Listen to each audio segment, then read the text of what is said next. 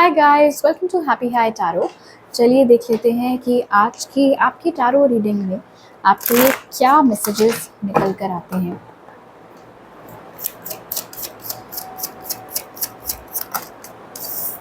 Okay, so we have sadness,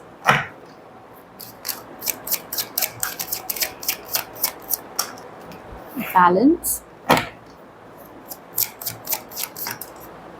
anger and protection. Alright, आप में से जिन भी लोगों को ये वीडियो मिला है, डेफिनेटली इस समय इमोशनली आप एक बहुत अच्छी प्लेस में नहीं हैं। या तो आप इमोशनली बहुत ओवरवेल्म्ड हैं, आप ओवर स्टिम्युलेटेड हैं, किसी चीज़ में मन नहीं लग रहा है आपका, किसी से बात करने का आपका मन नहीं कर रहा है, किसी को आप बता भी नहीं पा रहे हैं एक्चुअली कि प्रॉब्लम है क्या, क्या चीज़ आपको खटक रही है, क्या चीज़ आपको परेशान कर रही है। यहाँ पर ये भी नज़र आ रहा है कि अपनी तो जो प्रॉब्लम्स थी ही, उसके अलावा आपने दूसरों की प्रॉब्लम्स, दूसरों की दिक्कतें, दूसरों के इश्यूज़ भी अपने सर पर ले लिए हैं। किसी के साथ कुछ हुआ, उसने आपको बताया, अब वो तो आगे निकल गया, अपना बाकी काम कर रहा है और आपको सोच सोच कर बार बार गुस्सा आ रहा है कि किसी ने उसको ऐसा कैसे बोला, उसके साथ ऐसा कैसे हो सकता है, वो तमाम चीज़ें। आपकी एनर्जी इस समय बिल्कुल भी प्रोटेक्टेड नहीं है। आपकी एनर्जी को प्रोटेक्शन की ज़रूरत है, आपको बाउंड्रीज पुट अप करने की ज़रूरत है। कोई अगर आपसे कुछ शेयर कर रहा है, कोई आपको अपनी कोई समस्या बता रहा है, तो आप सुन सकते हैं, आप पेशेंटली सुन सकते हैं। कोई सोल्यूशन ऑफर कर रहा है अपनी साइड से आपको, तो आप वो भी कर सकते हैं। लेकिन उसकी प्रॉब्लम बिल्कुल अपने सर पर ले लेना और फिर बस इधर से उधर परेशान घूमना, ये चीज़ करने से आपको खुद को रोकना बहुत बहुत ज़रूरी है। बैलेंस यहाँ पर इंडिकेट कर रहा है कि इस समय आपके लाइफ में दो चीज़ों की कमी है और उस वजह से भी कहीं ना कहीं आपके इमोशंस के ऊपर असर इन तमाम चीज़ों का पड़ रहा है।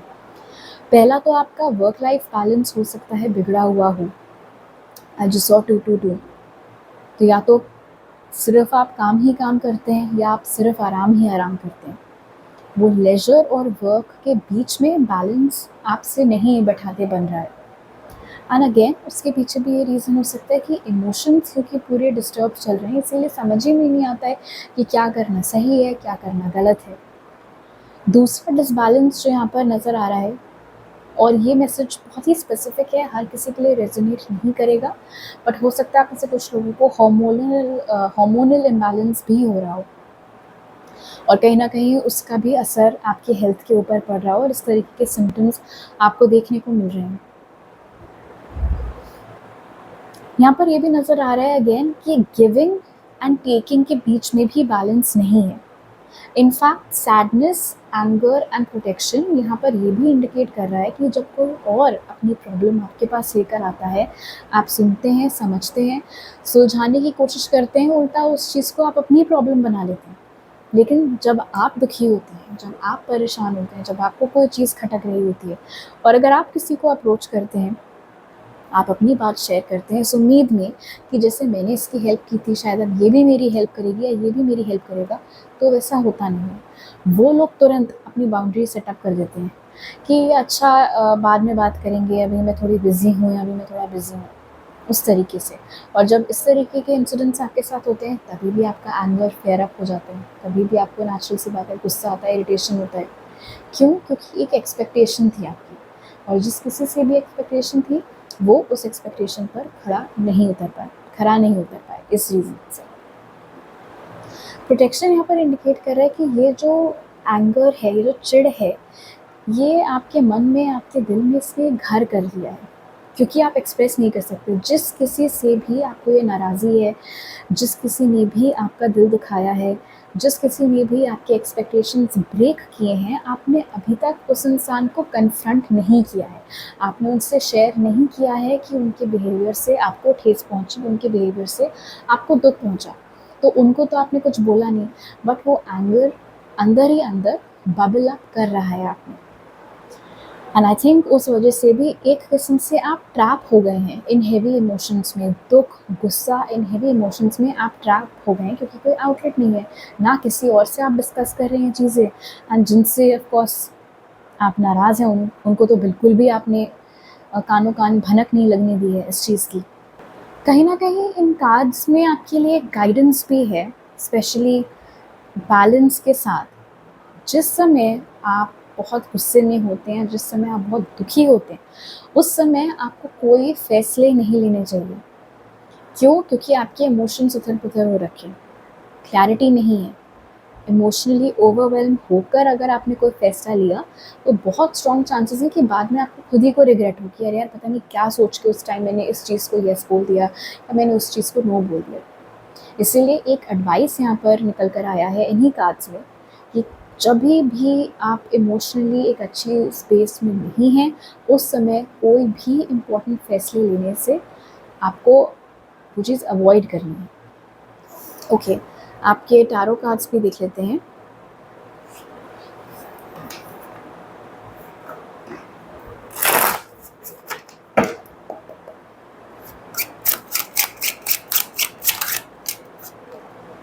The hermit,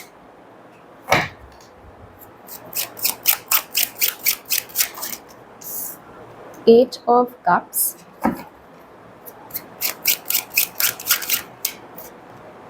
ten of swords,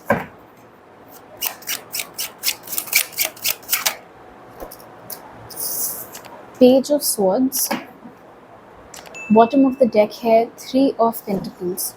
honestly ऐसा लग रहा है यहाँ पर आपको पूछा जा रहा है कि आप क्या चाहते हैं, एक चॉइस है। And I am not surprise ten of swords देखकर, कंसिडरिंग कि आपका पहला ही कार्ड सैडनेस का निकल कर आया था।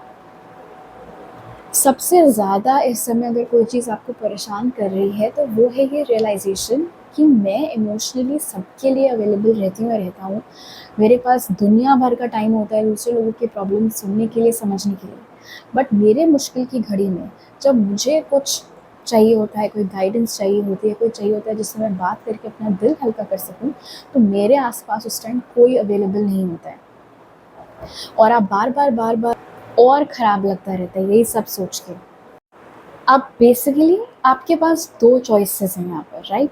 पहली चॉइस आपकी ये है कि ये जो कोई भी लोग हैं जिन्होंने आपको डिसअपॉइंट किया है, जो आपकी प्रॉब्लम्स में आपका साथ नहीं दे रहे हैं जबकि you are always available for them, उन लोगों से आप दूर हट जाइए। उन लोगों से आपकी जो भी दोस्ती है, जो भी कनेक्शन है, उसको आप ख़त्म कर दीजिए।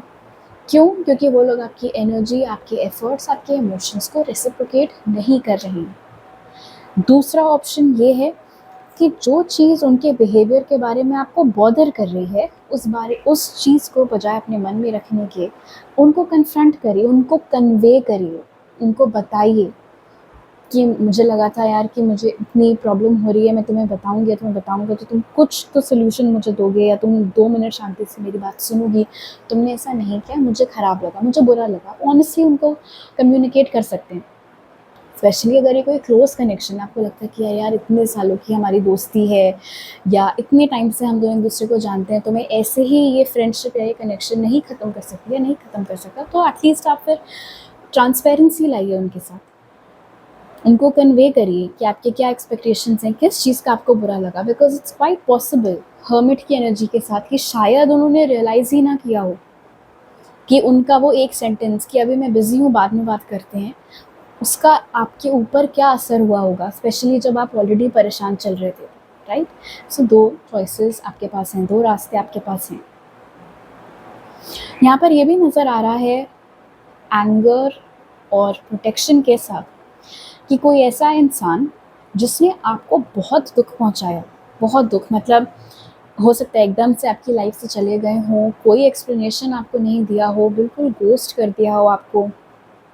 ज़रूरी नहीं है कि ये रोमांटिक रहा हो, किसी भी तरीके का ये कनेक्शन हो सकता है दोस्ती रही हो सकता है ये आउट एंड आउट सिर्फ़ एक ऑनलाइन कनेक्शन रहा हो और सडनली उन्होंने आपको ब्लॉक कर दिया हो। तो इस तरीके का अगर कोई आपका कनेक्शन रहा है पास्ट में, जहाँ पर एकदम से उस इंसान ने बिल्कुल आपसे बातचीत बंद कर दी, वो इंसान दोबारा कम्युनिकेशन ट्राई कर सकते हैं। अगर उन्होंने आपको ब्लॉक किया था, वो आपको अनब्लॉक कर सकते हैं। और अपनी तरफ से रीच आउट कर सकते हैं। Just saw 222। Page of swords यहाँ पर इंडिकेट कर रहा है प्रोटेक्शन के साथ कि अगर इस इंसान ने, ऐसे किसी इंसान ने आपको रीच आउट किया, स्पेशली एक ऐसा इंसान जो पास्ट में आपको इतना ज़बरदस्त तरीके से हर्ट कर चुका है, बहुत इंपॉर्टेंट है कि आप उनकी इंटेंशंस बहुत अच्छे से समझें। एक्चुअली अभी समझ लेते हैं कि वो दोबारा जो आपको कांटेक्ट करने के बारे में सोच रहे हैं, उसके पीछे इरादा क्या है, किस मकसद से वो ऐसा करना चाह रहे हैं। 3 ऑफ स्वॉर्ड्स,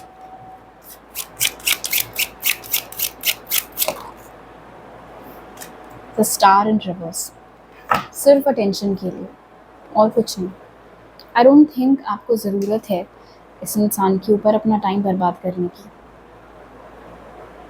इनफैक्ट ये एक ऐसा शख्स है जिससे अगर आपने एक्सपेक्टेशंस रखे, विद 3 ऑफ स्वॉर्ड्स डेफिनेटली आप डिसअपॉइंटेड होंगे। हो सकता है एकदम से आपके दिल में उम्मीद जगे कि अरे इसने मुझे अनब्लॉक कर दिया, अपनी तरफ से हाय बोल रही है, हेलो बोल रहा है, जो कुछ भी है। बट द फैक्ट कि यहाँ पर स्टार रिवर्स में निकल कर आया विद 3 ऑफ स्वॉर्ड्स, इस इंसान से, इस पर्टिकुलर इंसान से तो ख़ास तौर पर किसी भी तरीके की उम्मीद आपको नहीं रखनी चाहिए। जैसे उन्होंने तब आपका दिल दुखाया था, वैसे ही वो इस बार भी दिल दुखाएंगे। एंड लाइक आई सेड, वो रीच आउट सिर्फ इस मकसद से कर रहे हैं क्योंकि जो इम्पोर्टेंस आपसे मिलती थी, जो भाव आपसे मिलता था, जो फुटेज आपसे मिलती थी, जो इम्पोर्टेंस आपसे मिलती थी, उसकी कमी खल रही है। वो अटेंशन उनको वापस चाहिए, अटेंशन सीख करने का ये उनका तरीका। मरहम पट्टी करने के इरादे से ये इंसान नहीं आ रहा है। ऑलराइट, लेट्स सी यूनिवर्स इस समय आपको क्या बोलना चाहते हैं।